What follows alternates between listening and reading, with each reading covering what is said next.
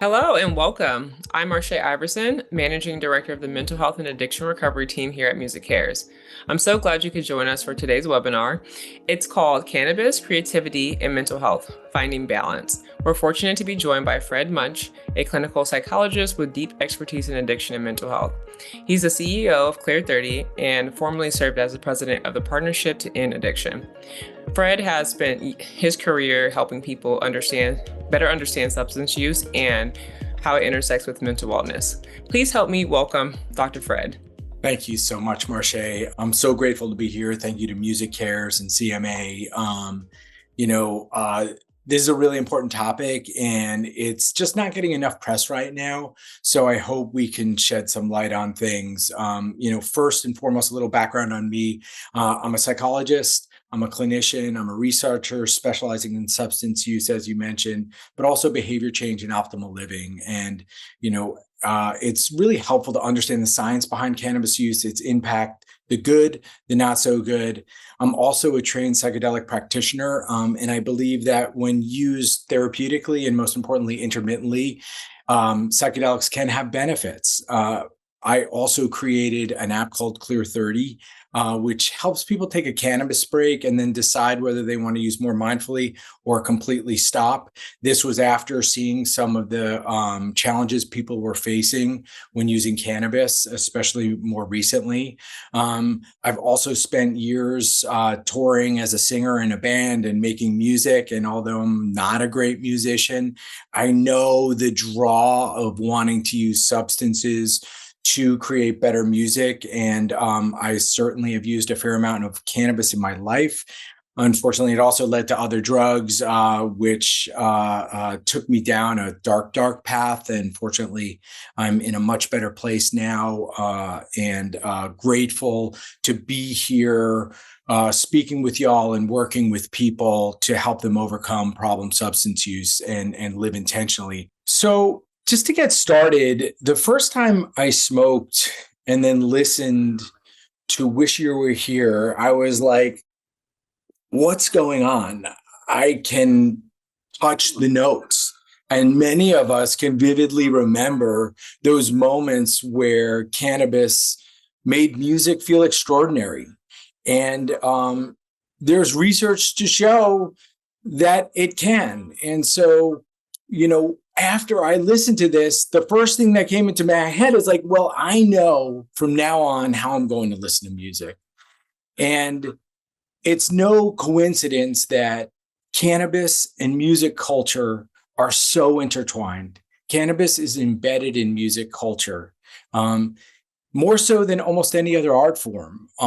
Cannabis symbolized rebellion, creative freedom, and I think it makes sense because the research shows that there's some relationship between cannabis and music in that it makes music sound better to people.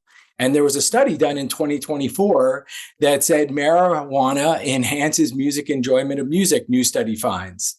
And then this is in Marijuana Moments confirming what every stoner already knows. And I don't want to bring stigma using the word stoner. I am just citing a reference, but there's a reason for it. So why are we here today? Quick overview.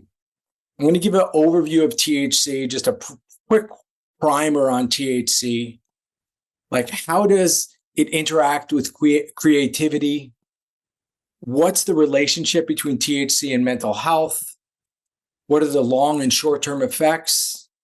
And, what does it feel like to be doing and using a little too much? What is that like?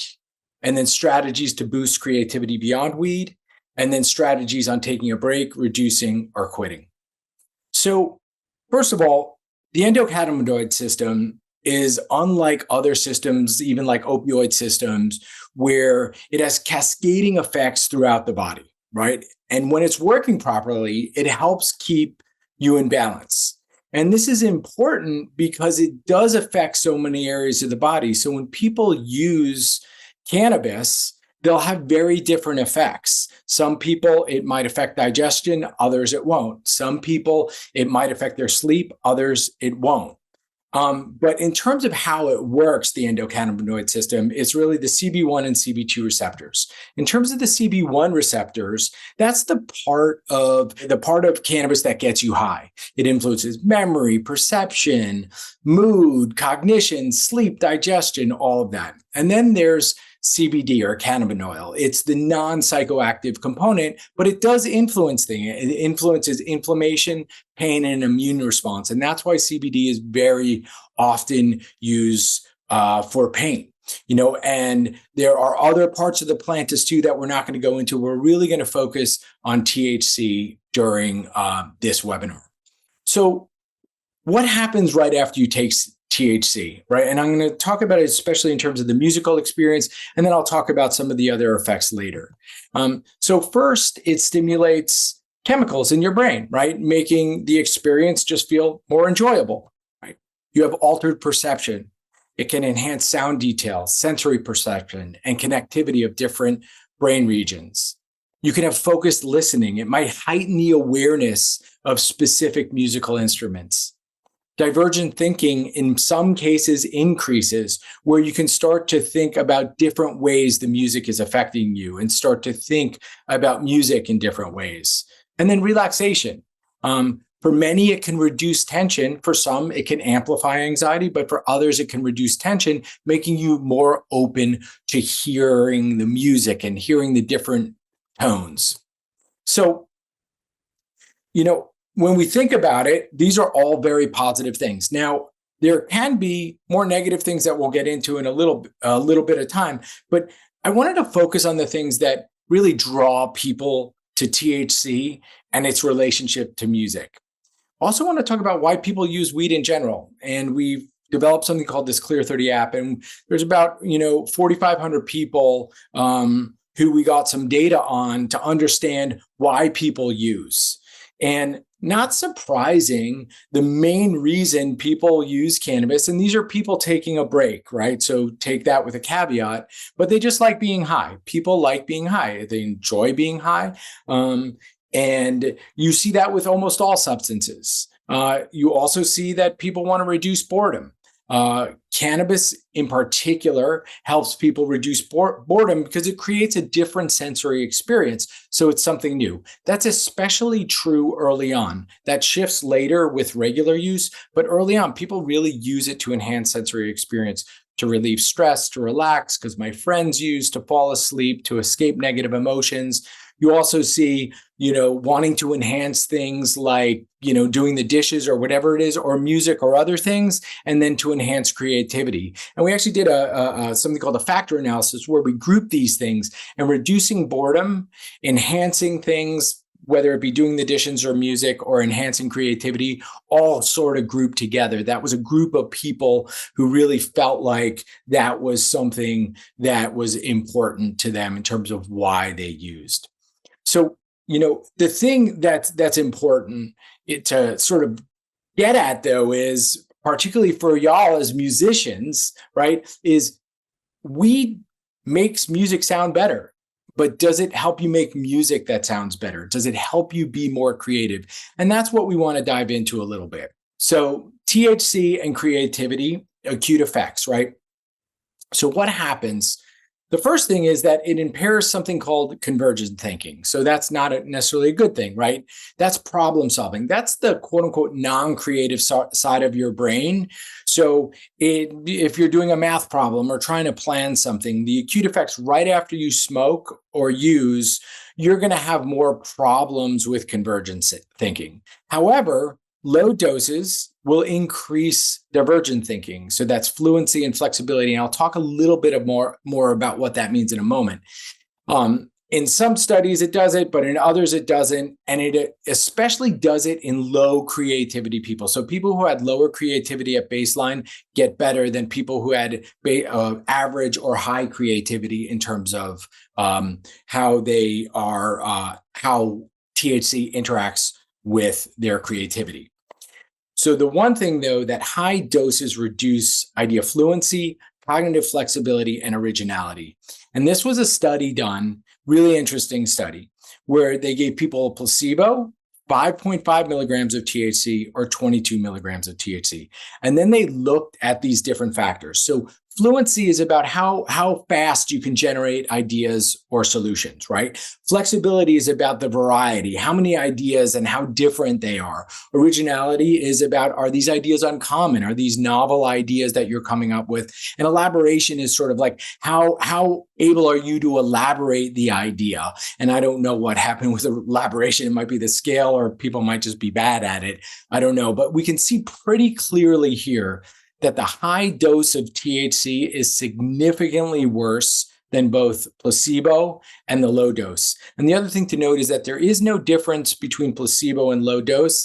There's a mild effect here. It's not significant, where 5.5 might be a little better than placebo. And the originality, that gets into some of the other studies where there may be an effect for a low dose of THC on originality. But one thing that's very, very clear is higher potency THC is not helpful for creativity in the acute use of it.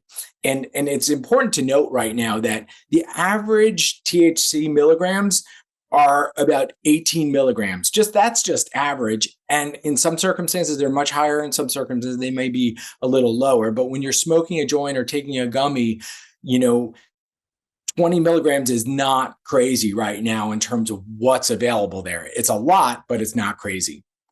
And so just being mindful of potency, because it's changed so significantly. And when you want to understand the relationship of weed, and when you start to think about Willie Nelson and Bob Dylan and the Beatles and all of these musicians who've created using cannabis, we have to be mindful that in 1970, the average was between 1.5 and about 2.5 milligrams in the weed. Right now, people may have gotten other weed, but that was about 12 joints today. Now, if you look at all of the data, it's between 4 and 15 times stronger than it was. So it varies, but you're seeing this massive difference. So when you're smoking now, it's really hard to compare it to 50 years ago. So one of the things I love to do is I always love perception studies. When I do the work I do, perception studies don't necessarily tell the objective outcome, but they get an idea of the cultural zeitgeist. They get an idea of what people think they're getting. What are they getting from weed, and what are they saying they're getting from weed? So, as I mentioned, most studies show no real objective increase in creative output after smoking, particularly with high potency weed. However, people report feeling more creative after using. So even though outside third parties and say it's not more creative, or there's not more fluency, or there's not more flexibility or originality, people think they are. So not only do they think they are, people actually rate their own creativity as higher, but they rate other people's ideas as more creative as well. And that's one of the things about music and watching film or other things, is that people enjoy it more. They're rating it as more creative and more interesting. Now, that's sort of a double-edged sword when you're creating, and there's so many people who've said, yeah, I wrote this high, and then I listened to it and I was like, what is that?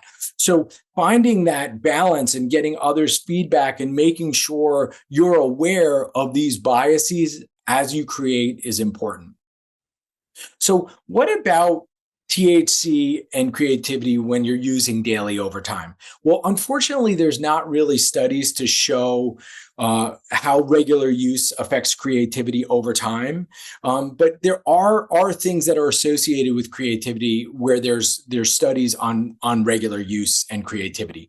The first thing is that regular use and daily use, right, impairs memory, planning, and attention. And these studies have been replicated fairly often, particularly with heavy use. And that's when most of the studies are done. So heavy use is daily use of about 10 milligrams or more. It impairs task switching, right? So task switching is when you're updating goals because you have to change things around during multitasking. So that happens if something, you get, there's a wrench thrown in something and you have to shift. When you're using cannabis daily, you have more trouble with that. It also increases something called decision latency. So it takes you longer to make a decision, and it lowers the accuracy of your decisions in ambiguous or high stakes situations. So like, if you think about that, there's actually been studies to show that cannabis users, heavy or daily cannabis users, don't actually have that much lower motivation. We think of like sort of like the weed user on the couch, the stereotype. It's actually not true about the desire and the motivation to do things. It's more that there may be some decision-making problems as people are using heavily.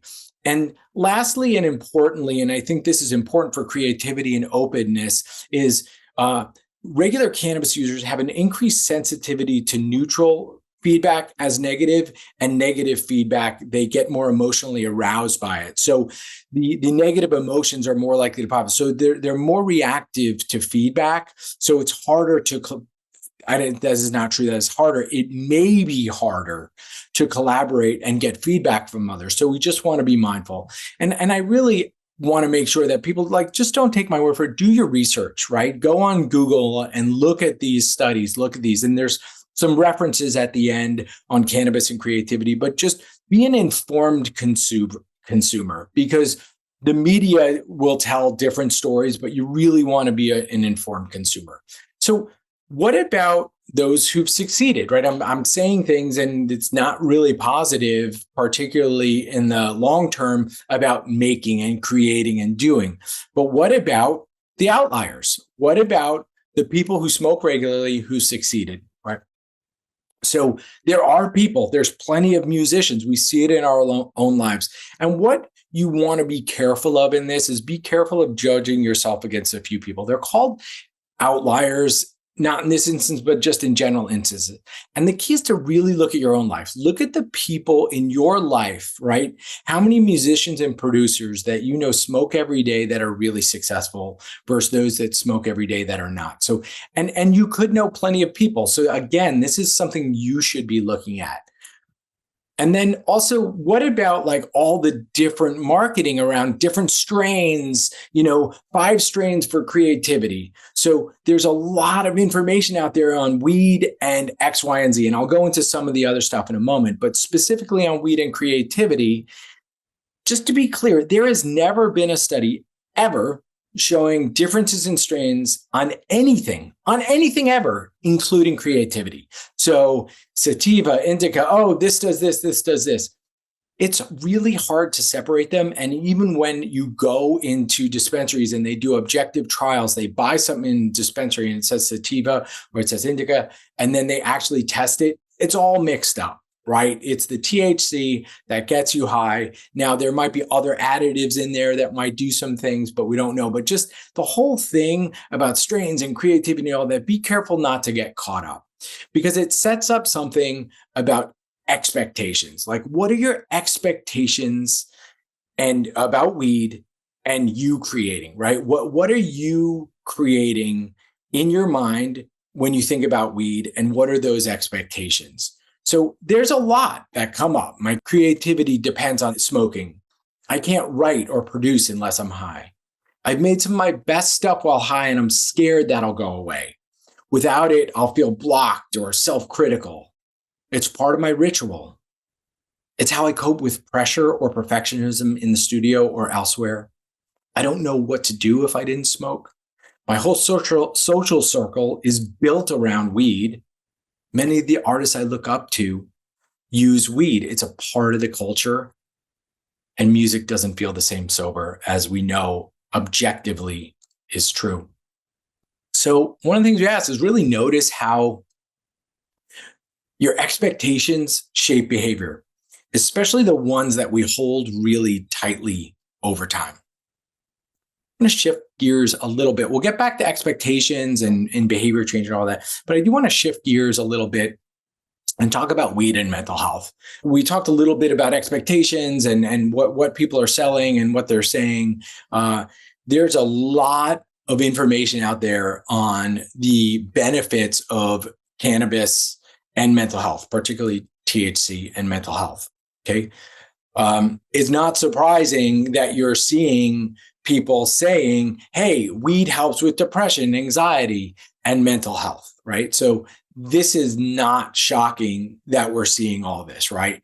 But when we look at this in particular, really the only thing here is epilepsy, nausea, some MS work, really some chronic pain. And those studies are, as aside from epilepsy, those studies are mixed as well, but there's certainly evidence in those. But despite what we're told about THC and mental health, THC helps people feel good when they use, but it has never been shown in any clinical trial to treat any mental health condition over time. So a couple of weeks, yeah, it helps with depression, not over time. Okay, so just be very, very careful. There is no evidence to show that cannabis is a treatment for a mental health disorder using rigorous trials. There's very low quality evidence, right, that THC can lead to small improvements in symptoms of anxiety among individuals with other medical conditions. So if you have cancer, there is some evidence to show that. However, not for anxiety disorders. There is also some evidence that it helps reduce REM sleep and reduce nightmares and PTSD. And we'll get into that in a moment, but it doesn't treat PTSD. So just be really, really careful about the claims that you're hearing about cannabis and mental health.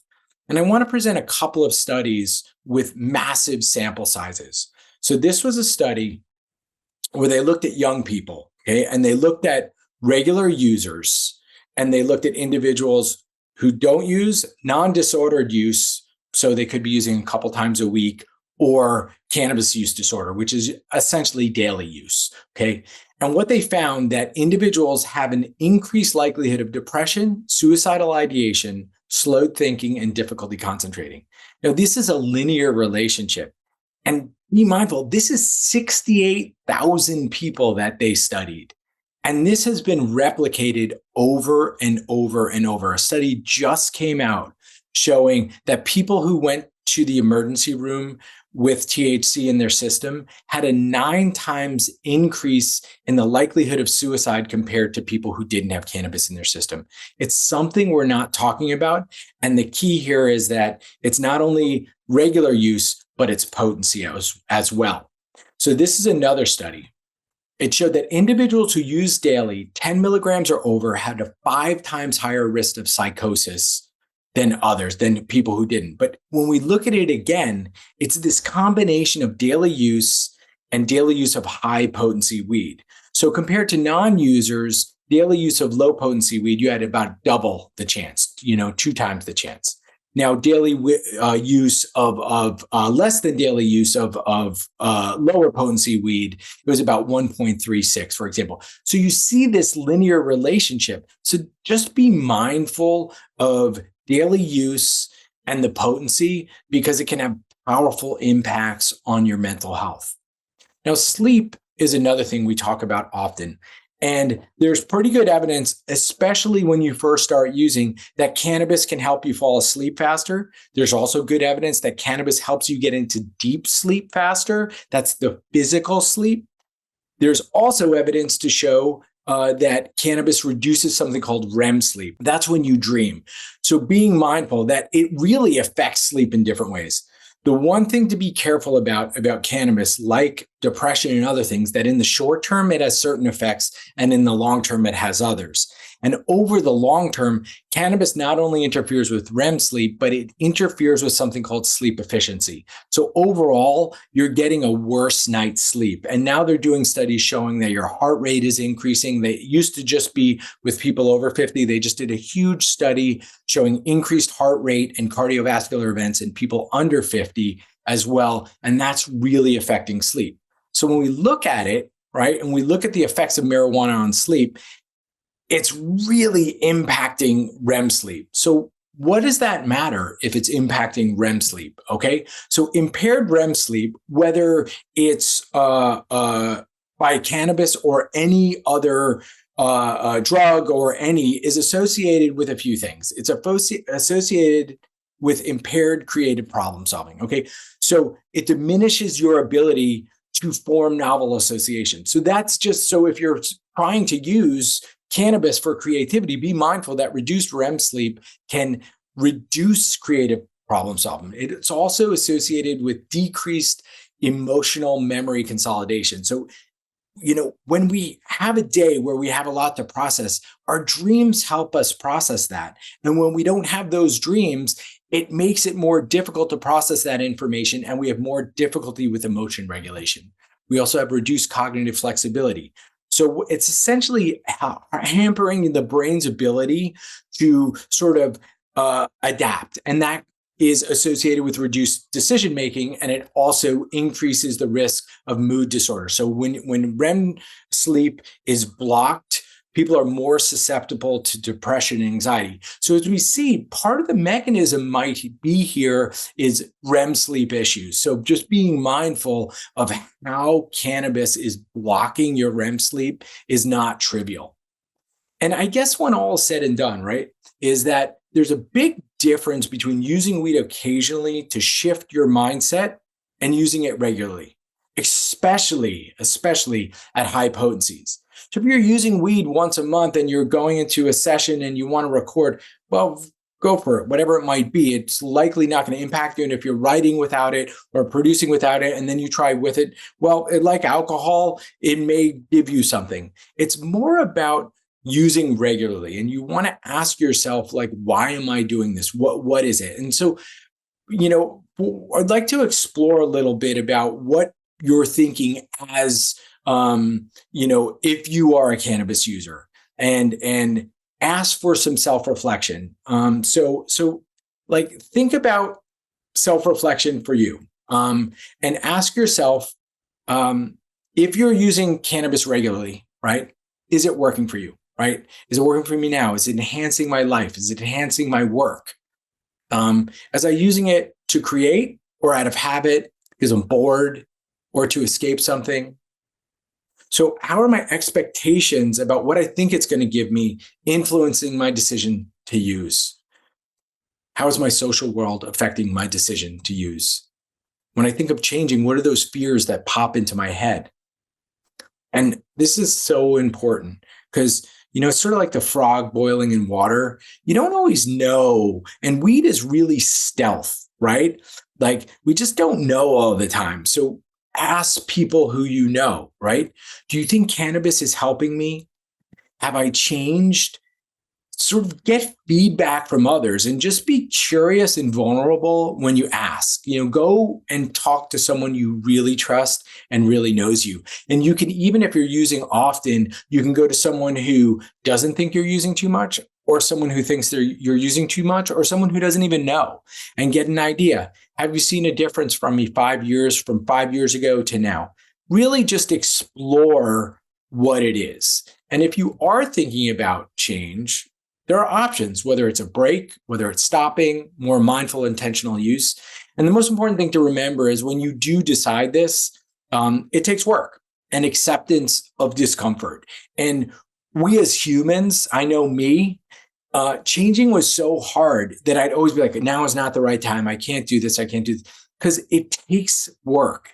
It sort of has to be the thing you're doing. If you're using regularly, you have to put a lot of work into stopping, and that's okay. And you have to accept that there's going to be discomfort. So as we think about discomfort, right, we should normalize it. It's one of the most important things we can do.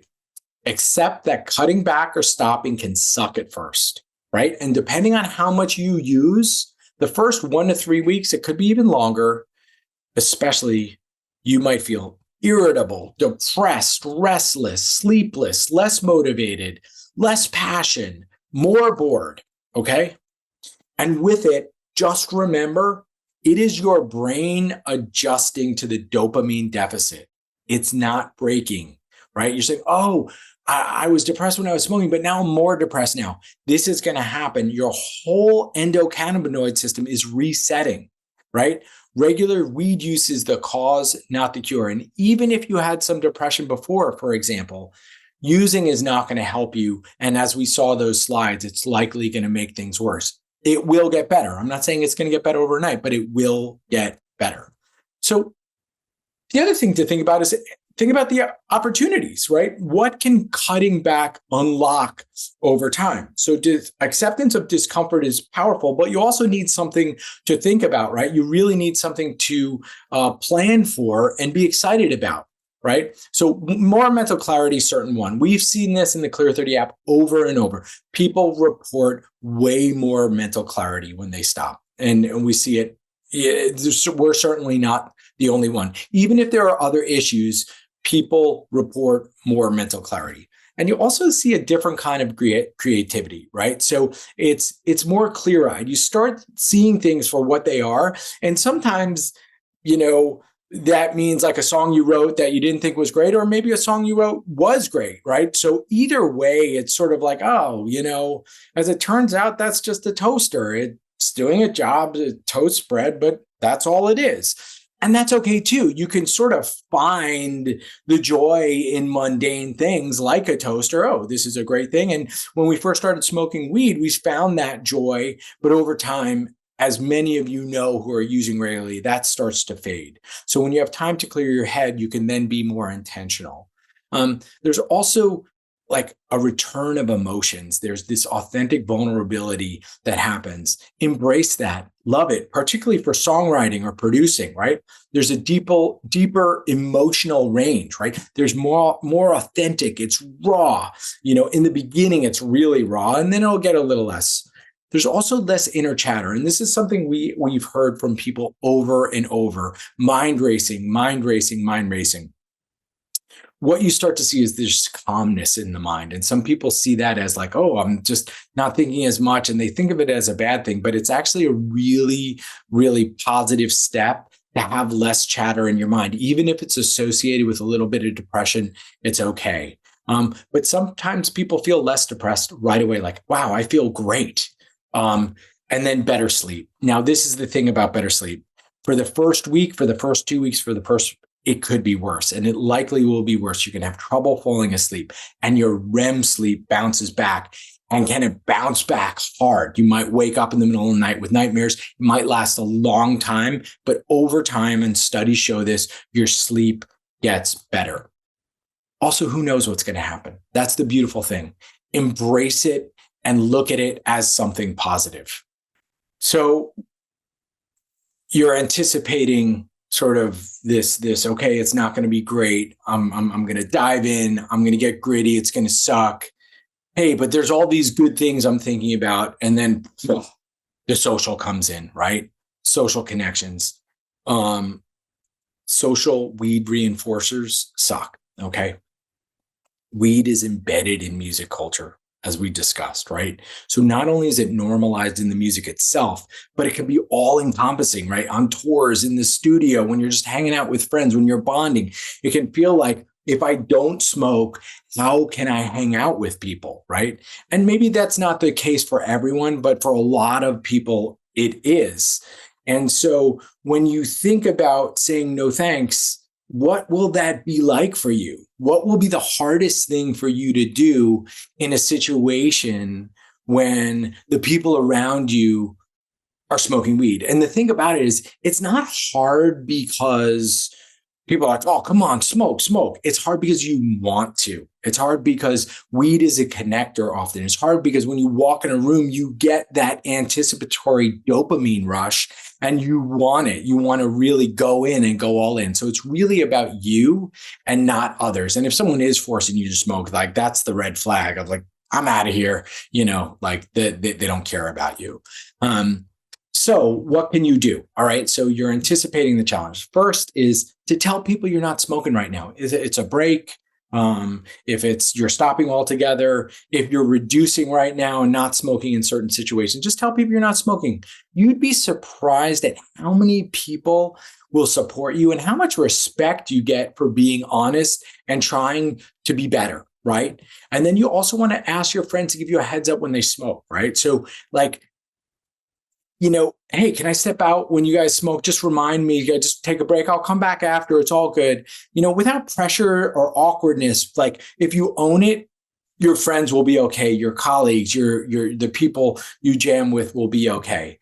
The other thing is you start to realize like, hey, wait, way more people don't smoke than I thought because I've been in my world. And so as I'm not smoking, I'm seeing all the people that didn't smoke before that I didn't really think about. And that's a great opportunity also to join a community, right? Find an accountability partner and really embrace these communities. And I highly recommend, and there's definitely going to be more here, is Reddit. Reddit Leaves and PDLs are two Reddit subreddits that are amazing. You can relate to so many people, and you can search anything you're going through, about friendship, about creativity, about withdrawal, about dreams. I highly, highly recommend them. The other is, not only are you not alone in terms of you trying to make a change, there are tons of artists who stopped smoking weed and or other drugs together. And when you listen to people and just start to do some searches, do some YouTube searches, whatever, go on TikTok, you really see the vulnerability that comes out in people. You really see that people, these artists are saying, hey, this was not benefiting me. Maybe early on it was, but I had to make a change because it was sucking the life out of me. Right. It was killing me. It was just numbing everything. I love that Lee Perry, was he says, like, I had to decide whether it was me singing or the ganja singing, and it's better when I sing. Right? I love that, and I love this as well. Joey Badass saying, like, I feel like smoking is for the people who are sort of like worked a long time now, just kicking back to relax, not for people who can't afford to slow down to get to their destination. And then he ends with, meditation is much better. So I really love that in terms of thinking about it. And so diving in to understand how others who are musicians, producers, have done it as well will be a great benefit for you. So anticipating challenges, another, shifting your mindset, right? So this was the thing, I think, when I'm in recovery from heroin addiction. And for me, it was not being high. I had to have a new state of mind. It was raw. And I felt like I was tripping. I was like, what is going on here? Everything is so bright and vivid. And it became pretty overwhelming at times that I had to do other things to help regulate. But when I treated it as a new state of mind, right? When I treated it as something new, the same thing with weed. When I stopped smoking weed, like sort of embracing not smoking, it was the same thing, right? And as you think about your state of mind, just creating without judgment, that is really, really hard to do. But just create, build, go, go, go. Feeling stupid and embracing it. Love this, right? That sort of vulnerability to feel stupid, to feel like you don't know, to have some brain fog, or to come in and be like, what have I been doing? That vulnerability is really powerful. Embrace that vulnerability. Negative emotions help drive music, help drive art.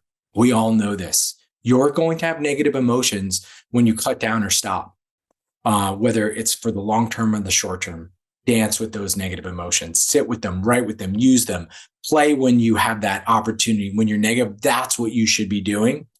And then notice the urge to use as well. So not only the negative emotion, the urge to use during boredom, and try creating the urge. Surf that urge. Right? Use that urge to create. Do meditations, do anything you can to get through it, but use that urge. Okay? So you sort of have to build a new system, right? And, again, Reddit, I love it. Dive into Reddit if you're thinking about making a change, right? Here's a book. Look into this work, deep work by Cal Newport. Okay? What can you achieve? How can you get into a flow state without weed? So you build new body rituals, cold water, breath work, stretching, warm-ups, cue your brain to create. So all of these things I do. I take a cold water plunge. I bought one of those things. It was like, $40, and I just dump some cold water in it. I keep it outside and I jump in to feel it. For me, I have to feel something.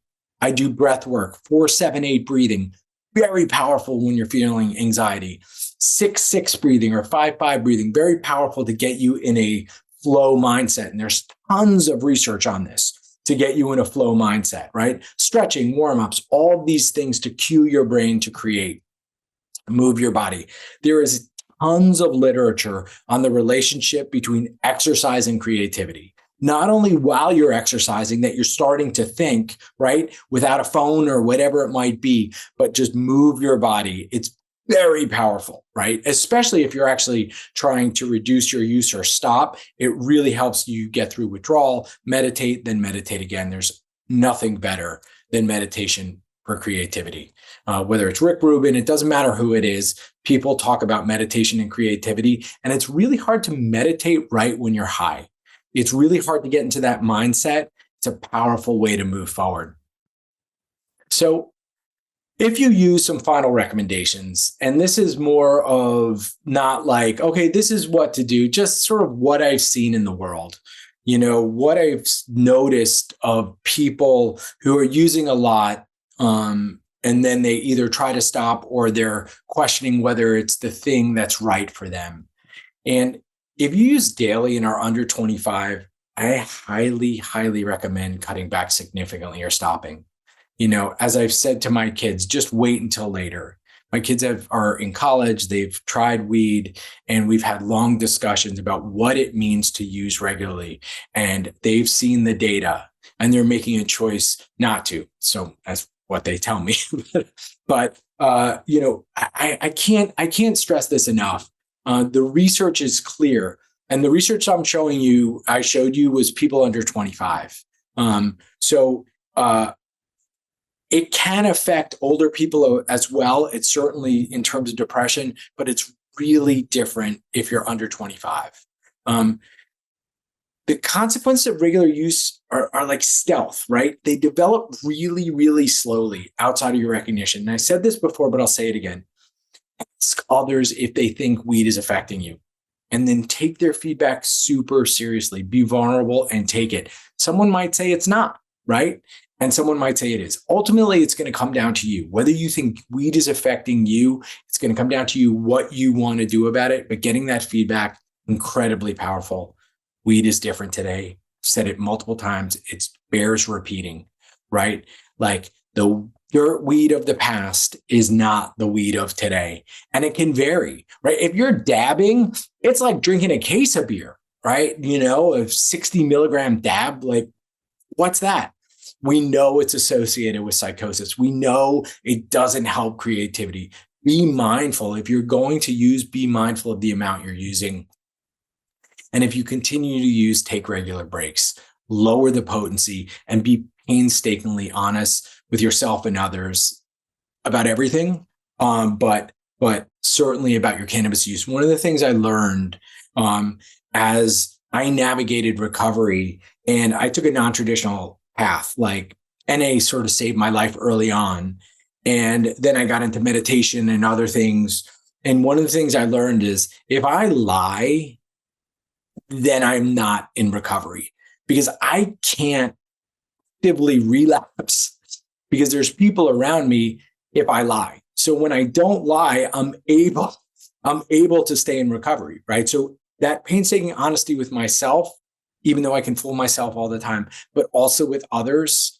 And Sam Harris wrote a great book on lying if you want to read it. In any case, that's sort of a tangent, but something that is important, and I highly recommend thinking about, and particularly, that sort of like authenticity in music, right? What does that mean?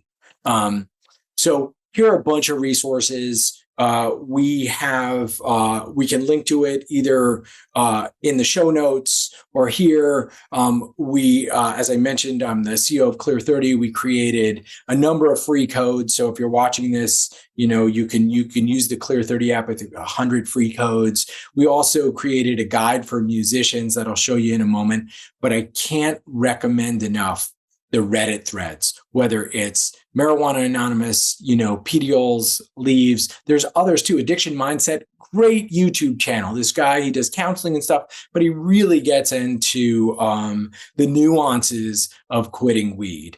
And again, Reddit, an amazing resource. Go on Reddit as soon as you can if you're thinking of making a change or not. Or you just want to just dive into what people are saying about weed and creativity, or you want to dive into anything, Reddit is an amazing resource. It's helped hundreds of thousands of people. In Leaves, there's like 300,000 people in Reddit leaves. Pedos, there's like 150,000 at any one moment. So there's tons of people in the position of trying to change their weed use. We also created something for this webinar. You can get it on the website or in the show notes, and it's just a download, like how is weed affecting your music, right? So start to write it out. It's just something you can download. You can also use it with the Clear 30 app, but you can just use it for free and download it. And then here are some references. And we'll make sure to put all these in the show notes as well. And there's a lot more too. And then finally, I just want to say thank you so much. Thank you to everyone for putting this webinar on. So grateful to have been asked to do this. So grateful to have the opportunity to do this after everything I've been through in my life. And I take it seriously. Please reach out to me. Reach out just to chat. If you're thinking about changing and you just want to reach out and ask me a few questions, dive in, reach out. I've dedicated my life to this. I'm just as you've dedicated to bringing people joy through music. And I can't tell you how much joy I get from the music I hear and how grateful that makes me and how that is my sort of relaxation. The same is true. Hopefully I can give back to you as well. So thank you so much.